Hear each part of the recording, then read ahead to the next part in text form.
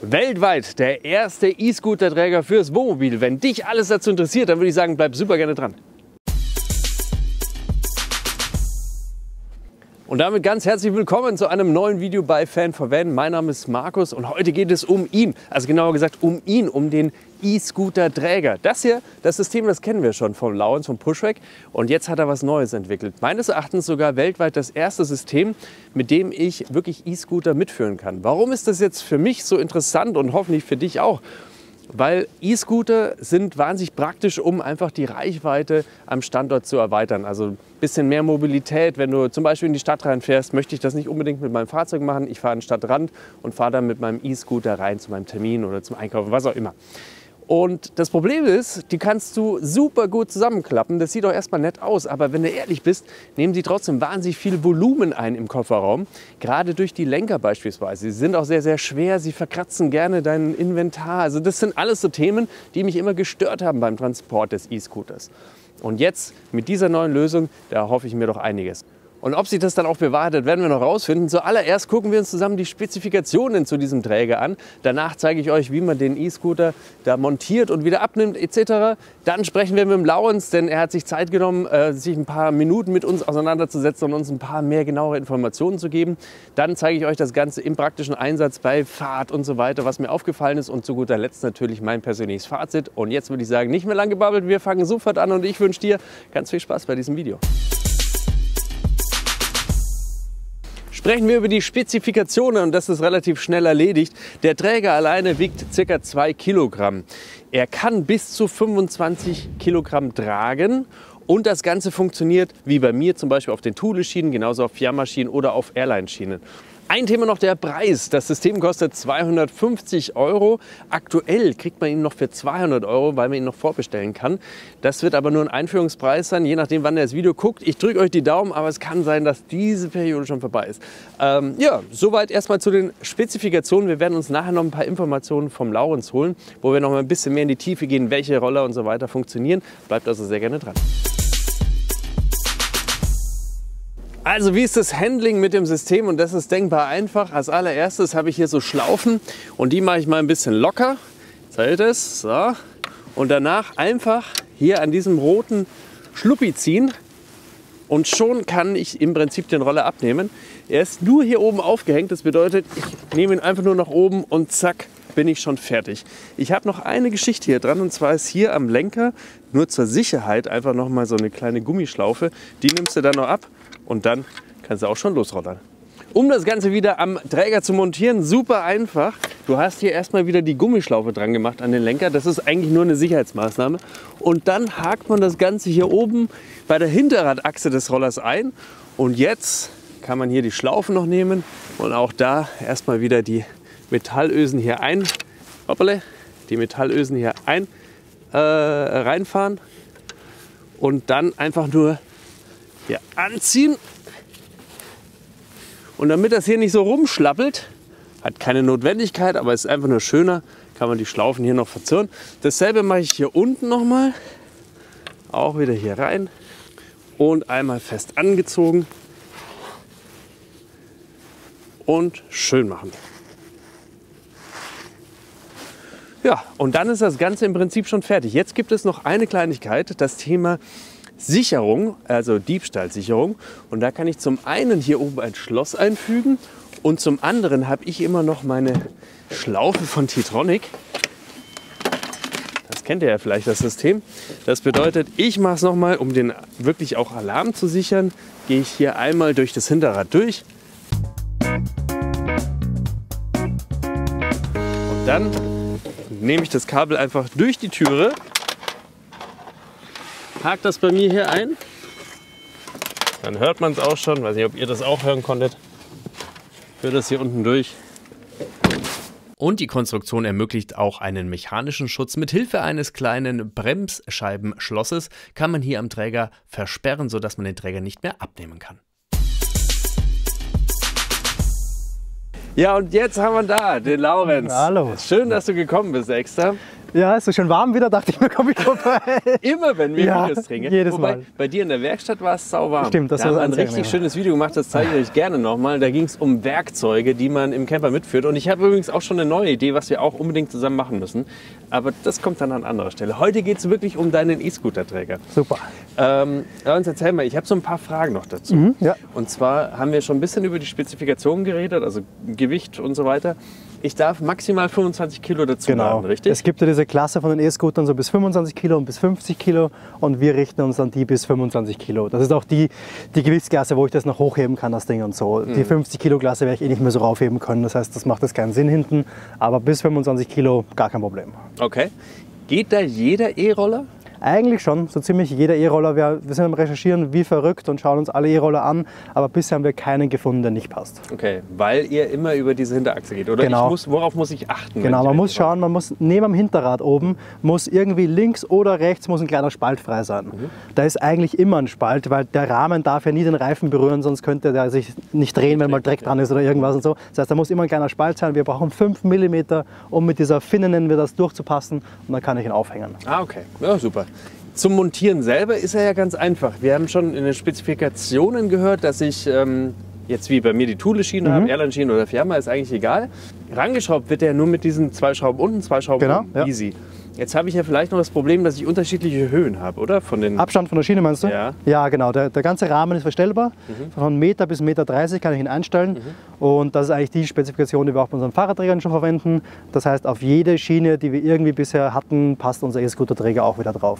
Nächste Frage, wie viele kann ich denn an eine Türe montieren? Kann ich da 2 ranmachen? Ja, 2 sind gar kein Problem. Manchmal passt auch noch ein dritter mit drauf. Aber 2 gehen auf jeden Fall. Ich kann die E-Scooter auch in leicht unterschiedlichen Höhen positionieren, damit ich dann mit den Lenkern quasi keine Probleme habe. Wir haben ja nicht wie beim Fahrrad diese schräge Lenkerstellung, sondern wir haben gerade Lenker. Und deswegen kann ich sie leicht verstellen, dass sie sich eben nicht berühren. Du, und Gewicht, das würde ja dann heißen, dass ich bis zu 75 Kilo dran habe an der Tür. Genau. Das ist ja erstmal gefährlich, oder? Also klingt gefährlich. Wir sind ja immer so ein bisschen die Verfechter davon, dass es nicht reicht, einfach nur das Gewicht zu sagen, pauschal, sondern es geht immer eigentlich um dieses Drehmoment, was wir auf die Scharniere ausüben. Das Scharniere heißt, meinst du jetzt von der Tür? Von der Tür selbst, genau, von der Tür die Scharniere. Also es geht immer darum, es ist ganz egal, wie viel Gewicht erstmal drauf hängt, es geht darum, auch mit wie viel Abstand hängt das Ganze drauf. Der Hebel macht es aus. Mit so einem riesen der Hebel Schwerpunkt vom genau, macht das viel aus. Und die E-Scooter haben den großen Vorteil, das ganze Gewicht ist ja eigentlich im Akku mehr oder weniger. Das haben wir ganz nah an der Tür dran. Das heißt, wir haben hier sehr, sehr geringen Abstand. Wir können erst den Scooter fast schon aufs Scharnier draufschieben, soweit rechts geht das, und können dann wirklich 2 bis maximal 3 E-Scooter können wir da gut drauf verteilen, mit einem richtig geringen Abstand zum Scharnier und deswegen auch sehr wenig Hebel drauf. Das bedeutet für mich jetzt, ich muss einfach nur schauen, dass das Gewicht so nah wie möglich an der Türe ist? Ja, genau, das kannst du eh nicht jetzt groß bestimmen, das macht der Träger an sich Ich meine schon. jetzt generell, wenn ich mir Gedanken darüber ja. mache, ob meine Tür Ja, auch wenn gefährdet du, ist oder nicht. ja, auch wenn du sagst, du möchtest irgendwie ein Ersatzrad oder sowas mithaben, alles was näher dran ist, ist besser. Genau. Wir haben bei den E-Bikes ein bisschen das Problem, dass die Motoren alle recht weit raushängen, aber sie sind schön weit rechts dran am Scharnier wieder. Das heißt, wir haben wieder einen geringen Hebel und beim E-Scooter haben wir das Beste aus beiden Welten, wir sind nah dran und können weit nach rechts gehen. Ist dann das Problem eigentlich, dass die Türe kaputt geht oder ist es einfach nur so, dass sich die Scharniere verdrehen? Nein, es ist wirklich, ja genau, es ist im Scharnier, also die Scharniere im Einstellbereich quasi, sonst muss ja im Werk mal die Tür ausrichten können und da drin verrutscht das Ganze dann theoretisch. Das heißt, die Türen, was man so liest, ab und zu, sie würden verziehen oder so und dann schließen sie nicht mehr gescheit oder so. Nicht die Tür verzieht, es verrutscht das Scharnier eigentlich. Das heißt, man kann das wieder nachstellen, es ist eine ekelhafte Arbeit, es ist super nervig, so eine Tür einzustellen, aber es ist jetzt nichts kaputt in dem Sinn sofort. Brauche ich dafür irgendwelche Zulassung? Muss ich es beim TÜV eintragen? Nein. Irgendwie? Ist nicht möglich, das einzutragen, weil es weiterhin Ladung ist. Alles, was man an so eine Schiene dran schraubt und mit Bordwerkzeug abschrauben kann, gilt als Ladung und ist deswegen auch nicht möglich eingetragen zu werden. Genauso, wenn du ein Kajak auf dem Dach transportierst, kannst du das auch nicht zu deinem Fahrzeug eintragen. Okay. Rotes Fähnchen, wie bei dir? Nein, beim E-Scooter nicht. Das rote Fähnchen am Fahrrad brauchen wir nur, weil wir über 1 Meter überstehen. Das macht der E-Scooter nicht. Das heißt, wir brauchen auch das nicht hier. Ich habe ja wirklich recherchiert, ne? Es ist wirklich weltweit der erste E-Scooter. Ja, ist krass, oder? Ist wirklich krass. Also ich hätte es auch nicht gedacht. Also wir sind ja eigentlich gar nicht so von uns aus auf den E-Scooter-Träger gekommen, sondern weil die Kunden das wollten. Ganz viele Kunden haben uns geschrieben, ob sie nicht irgendwie auch eine Idee haben, wie wir den E-Scooter mitnehmen konnten. Und zuerst dachten wir machen es halt irgendwie, passt das auf den Fahrradträger drauf oder so irgendwie. Das hat nicht funktioniert. Und dann habe ich wirklich gemerkt und recherchiert, es gibt ja gar nichts. Das ist ja krass eigentlich. Bei dem Boom an E-Scootern ist es irgendwie wild, dass es eigentlich keine Träger dafür gibt. Und dann durfte ich mich so ein bisschen reinwühlen in dieses ganze Thema einfach und habe ganz viele E-Scooter recherchiert und habe versucht, diesen gemeinsamen Nenner zu finden. Wie kann man sie denn alle gemeinsam montieren? Und habe dann eben diesen Träger entwickelt und mit Hilfe von Kunden dann auch getestet und ausprobiert, um auch da ein bisschen die Erfahrungen mit abzugreifen. Ja, mega, also da kann man ja noch gratulieren. Dann wisst ihr schon mal Bescheid. Und du bist ja auch ein pfiffiges Kerlchen, weil jetzt hast du dich hier so ganz provokant hingestellt. Gell? Weil da habe ich ja schon wieder was entdeckt, was ich noch nie gesehen habe. Das ist ja für Hundebesitzer, für Eltern ein total spannendes Thema, was du hier hast, weil das Ding nimmt ja auch wahnsinnig viel Platz weg. Gell? Ist auch wieder genau die gleiche Situation. Kunden kamen zu uns, gerade Familien, und haben gesagt, habt ihr nicht irgendwas, damit wir den Fahrradanhänger, den Kinderfahrradanhänger oder den Hundefahrradanhänger hinten draufhängen können, weil das ein riesen Drum ist. Man kann ihn gut zusammenlegen, aber er bleibt natürlich groß. Und auch da haben wir wieder ein bisschen suchen müssen, um diesen gemeinsamen Punkt zu finden, wo sich alle montieren lassen. Und es war gar nicht mal so schwierig, weil die haben eigentlich alle hinten diese Hinterachse und an der können wir ihn schön aufhängen, spannen ihn noch runter und das Ding ist halt aus dem Weg. Also weil das ist jetzt dieser typische Thule-Anhänger, aber das geht für mehrere verschiedene Das geht für fast alle. Der große Vorteil hier ist, dass fast alle von diesem Anhänger kopiert haben. Ah, okay. Ja, das sind nicht so kreativ, sondern die haben fast alle den kopiert und deswegen funktionieren eigentlich fast alle. Also ja, da haben wir das auch schon wieder gesehen. Ja. Vielleicht gibt es ja auch noch mal ein eigenes Video zu. Schreibt da sehr gerne, wenn euch das interessiert. Ich habe jetzt weder Haustiere, die da mitfahren würden und wofür ich das brauche, noch habe ich Kinder, die so klein sind. Aber ich kann dir eins borgen. Du kannst selbstlos würdest du mir eins zur Verfügung stellen. Nachts. Vor allem nachts, genau. Nee, aber ich finde, es ist auch wieder super klasse. Also man sieht es hier richtig schön, was ihr da alles für Ideen habt. Und da hoffe ich, dass es immer weiter so geht. Ja, wir hoffen auch. Ja. Und wir sind da sehr gespannt. Und das, glaube ich, ist ja für euch auch der Hinweis. Ihr habt das ja jetzt schon gemerkt, das waren also ganz viele Reaktionen von Kunden. Wenn ihr da noch Ideen habt oder irgendwelche Fragen habt, dann schreibt es super gerne in die Kommentare. Du liest da immer mit, ne? Und dann kannst du ja auch entsprechend antworten. Ja. Und da würde ich sagen, hauen wir uns jetzt mal ins Fahrzeug und fahren mal rum mit diesem Träger und gucken mal, wie der sich draußen auf der Strecke so macht. Und Laurens, dir sage ich schon mal vielen Dank. Ja, ich bleib hier stehen. Laurens bleibt jetzt einfach hier stehen. Nee, wir machen uns auf den Weg. Macht's gut! Gehen wir also rein in den Praxistest. Ich bin mit meinem E-Scooter wieder zurück ans Wohnmobil gefahren nach einem schönen Termin, habe ihn zusammengefaltet und dann wieder, wie vorhin auch gezeigt, am Fahrzeug montiert, gesichert und dann ging es ab auf die Straße. Und dafür habe ich einfach eine Kamera am Heck meines Fahrzeuges montiert und man kann hier ganz gut erkennen, wie fest der Scooter in dem Träger hält. Gerade auch wenn es huggeliger wird, ist das überhaupt kein Problem.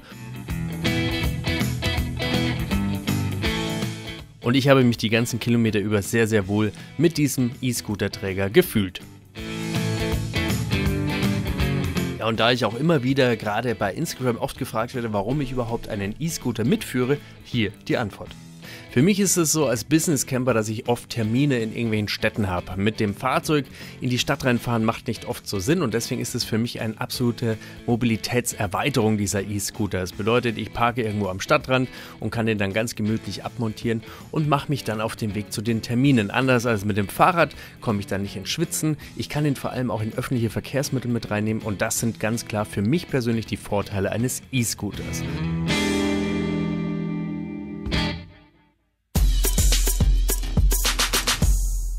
Zeit für ein Fazit. Ja, was halte ich jetzt von diesem E-Scooter-Träger? Ich bin einmal schon mal wahnsinnig glücklich, dass dieses Teil hier nicht mehr bei mir im Kofferraum herumfliegt. Es hat wirklich gerade durch die Lenker so viel Volumen eingenommen und das Handling dann im Kofferraum, es war einfach blöd. Und es hat halt auch so scharfe Kanten. Das war für meine Möbel auch nicht immer von großem Vorteil. Insofern freue ich mich total, dass der jetzt wirklich sicher hier hinten dran hängt. Und sicher ist er auch. Ihr habt das gesehen bei den Fahraufnahmen, egal ob ich jetzt auf der Autobahn unterwegs bin, ob ich bei huckeligen Straßen unterwegs bin. Das Ding hält bombenfest da hinten dran. Ich bin jetzt seit Oktober unterwegs. Wir haben jetzt gerade Februar. Das heißt, ich habe so 10.000, 15.000 Kilometer mit dem E-Scooter hinten drauf auf dem Buckel.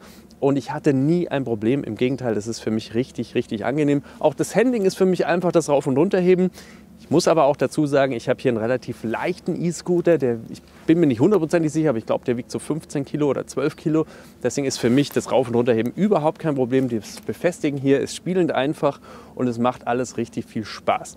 Nachteil ist, dass er hier hinten natürlich diesem Spritzwasser so ausgesetzt ist. Das ist nicht so groß das Problem für meinen Roller, auch wenn das viele immer schreiben, dass der nur Spritzwasser geschützt ist und starker Regen und so weiter sollte dem nicht ausgesetzt werden. Da habe ich überhaupt kein Problem. Ich bin mit dem E-Scooter, der muss alles mit mir durchmachen. Also für den Scooter selber ist es nicht das Thema. Du hast aber halt immer dreckige Hände. Es ist immer irgendwie hässlich. Man sieht es jetzt gerade hier. Ich habe ihn extra nicht geputzt jetzt gerade. Aber Diesen Tod muss man halt sterben. Oder es gibt ja dann vielleicht, wie wir auch vorher gehört haben, bald einen Spritzschutz und das wäre für mich dann der absolute Segen. Insofern bin ich total happy damit und jetzt bin ich gespannt, was ihr davon haltet. Schreibt das super gerne in die Kommentare, haut in die Tasten und gebt mal ein bisschen Feedback und schreibt natürlich auch, wenn ihr Fragen habt. Denn wir haben es ja vorher auch gehört, der Laurens, der wird sich natürlich auch noch mal bereit erklären, die Fragen entsprechend zu beantworten. Alles, was ich beantworten kann, beantworte ich natürlich auch sehr, sehr gerne. Und dann sollten wir alle am Ende glücklich sein. Lasst auch gerne ein Like da, wenn ihr sagt, das Video hat euch wieder gefallen. Das ist für mich eine tolle Bestätigung. An der Stelle herzlichen Dank dafür vorab. Und jetzt würde ich sagen, egal ob ihr mit E-Scooter, mit Fahrrädern oder mit was auch immer unterwegs seid, das Wichtigste ist, dass ihr richtig coole Touren habt und dass ihr vor allem gesund und glücklich wieder zurückkommt. Und dann sehen wir uns beim nächsten Video wieder. Ich bedanke mich fürs Zusehen und bis zum nächsten Mal. Euer Markus. Ciao. Sprechen wir über die Spezifikation. Das ist ganz schön kalt. Spezifikation.